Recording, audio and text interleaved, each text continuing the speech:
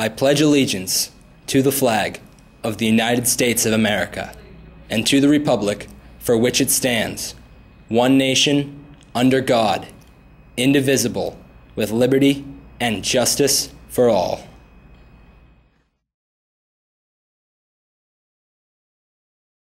Good morning, KP, and welcome back to this edition of Wake Up Warriors. Are you ready for the rough? People spend hours looking for their perfect prom dress, only to wear it for a few spectacular hours in one night. If you have an old dress, we urge you to donate it in the library so another lucky student can wear it for their prom night at the Dress It Up boutique put on by KP Cares. In fact, if you just can't bear to part with your dress, this year you can just loan it out and get it back fully dry cleaned. All donations must be in the library by March 9th.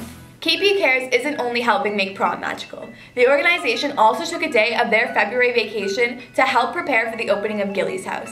They painted, scraped wallpaper, and cleaned to prepare the historic site to become a sober house, a haven for men who are recovering from drug addiction.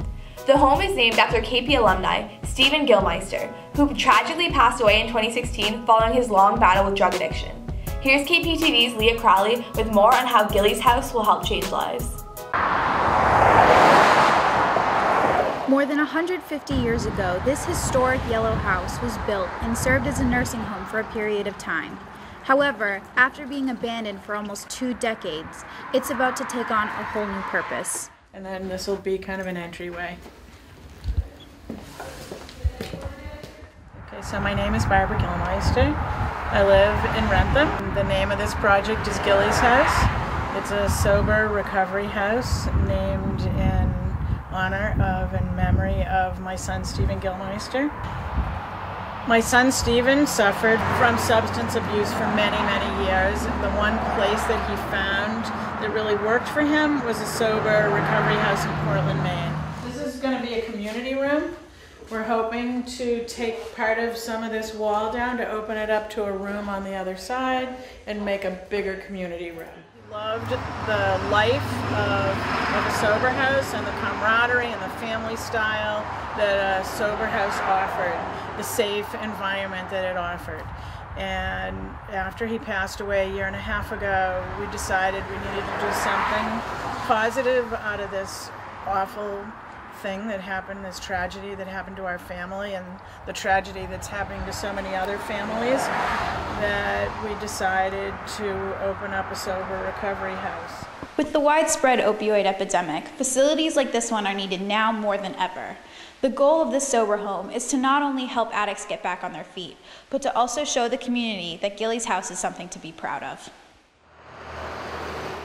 The house not only pays tribute to Stephen with the name. Stephen's friend Kyle lived north of here on 121, and we live south of here on 121.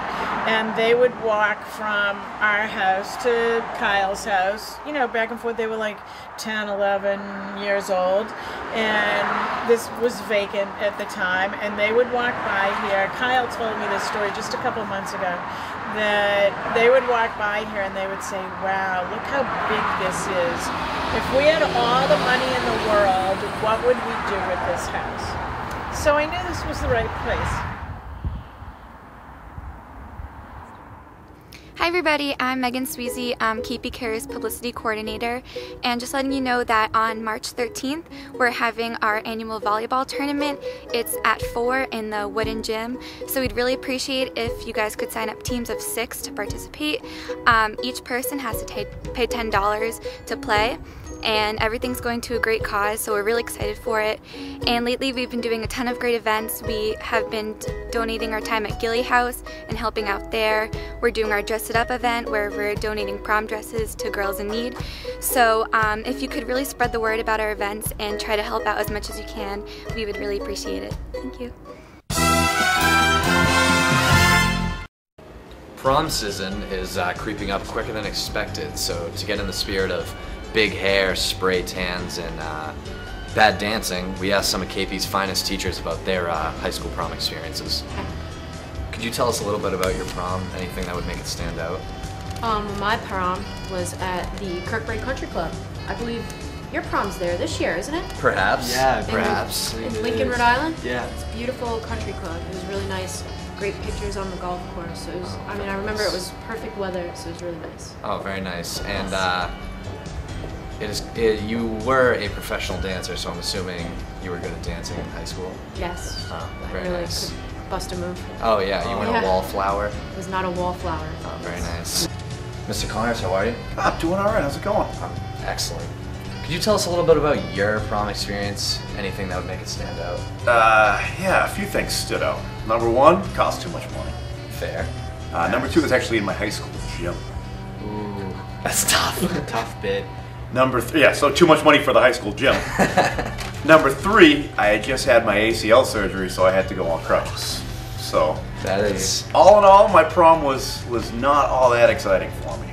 So it's safe to say you didn't enjoy it. I did not particularly enjoy it. No. That's fair. And you were on crutches, so probably not the best dancer either. Well, you know, I mean, for crutches. For crutches, I did all right. I was busted a move out there on crutches. Of course. And it actually says here in my notes that you were voted prom king and won by a landslide. Guys, it says here in my notes, this whole video is an elaborate promposal. And that you, Connor, want to go to prom with Sarah Healy. And that you, Luke, want to go with Lauren Keenan. This past Wednesday, Somerville High School's entire student body participated in a walkout. Students left the school at 8:17 and proceeded to sit and silently protest for 17 minutes in honor of the 17 lives lost during the February 14th Parkland school shooting. The students plan to protest every Wednesday until the government takes action in gun reform. KP will be holding assemblies later today to discuss our plan of action for how we can respond to tragedies like Parkland. In the past few weeks, fear has been looming over the American public. Years of school shootings have left us desensitized to violence, but that does not make the threat any less real. Since the Florida shooting, there have already been 2 arrests made in the Massachusetts area due to threats of another shooting. The slaughter of innocent people at the hands of guns is now deeply ingrained into American culture, and corruption in the U.S. government is preventing change from being made. On March 14th, students across the country plan to walk out of school in order to stimulate that change. It is the duty of the students to defend their right to safety, which some may argue Congress seems to view secondary to the right of firearms.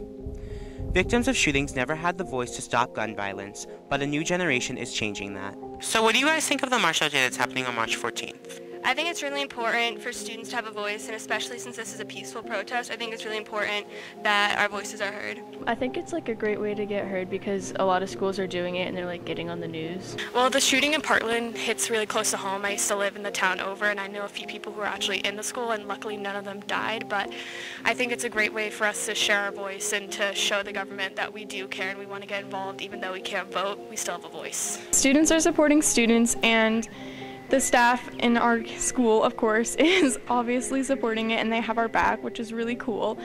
I also am obviously going to do it because I think it's a really important issue, and I think it proves a really strong message that like students can do anything, and we're going to help any way we can. I think it's really cool that it's a powerful student movement that's going on.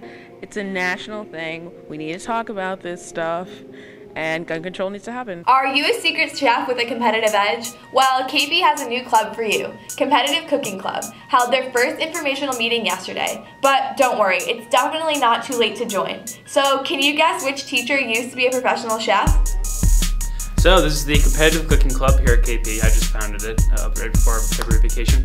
Basically what it is we're going to decide upon a themed food for one of the future meetings. And everyone who participates will sign up to create their own entry of the meal, and we'll have a huge competition on the meeting date, and we'll see who made the best of whichever food we had decided upon. And to all grades, anyone can come. Don't be afraid if you have a food allergy. I've already tried the whole mitigating process. I understand because I have a food allergy myself. I felt so I can keep prepared enough so that we can make it inclusive to everyone. So people can either sign up as a group or an individual when they decide to create what they're going to do. It's really up to them. It's all a creative process. So what's the type of foods that you're going to be making? We don't know yet. We're thinking about maybe like some simple ones. Like I thought of a dip first, and people can make different kinds of dips. Might do some baked goods or like other stuff. Not really sure yet though. Like, so you can talk directly to me. Just see me in the halls, talk to me. I made an email. It's kingphillipsccc@gmail.com. Also, you can talk to Mr. Geary. So I think I was selected as the visor because after college I worked as a sous chef for a few years, so I have probably 8 years of cooking experience under high volume restaurants and upscale 5-star weddings. We also are going to have an Instagram and Twitter account. The Instagram account is Competitive Culinary Club CCC, with between each word is a underscore. And our Twitter is Tasty Boys with an underscore between the words too. I think it's great to get students involved with cooking. It shows their creativity and interest and brings something that they don't typically see in the school day. That's all for this edition of Wake Up Warriors. Have a great weekend and we'll see you back here next Friday. Dun dun dun dun dun dun dun dun dun dun